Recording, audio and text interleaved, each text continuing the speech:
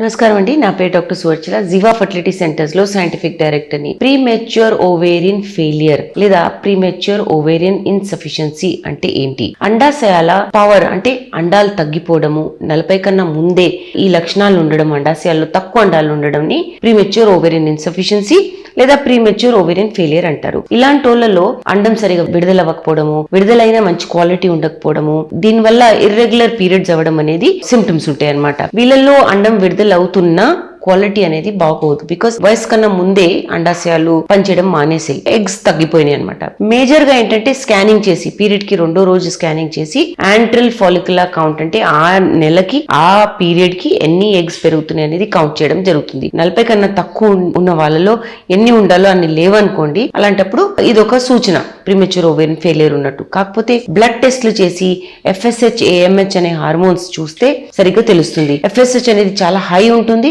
AMH అనేది చాలా లో ఉంటుంది, ఈస్ట్రోజన్ కూడా సరిగ్గా బ్యాలెన్స్డ్ గా ఉండదు. దీన్ని బట్టి ఈ ప్రాబ్లం ఉన్నట్టు తేల్చడం జరుగుతుంది. దీని గురించి ఇంకా వివరాల కోసం తప్పకుండా జివా ఫర్టిలిటీ సెంటర్స్ కి వచ్చేయండి. Thank you.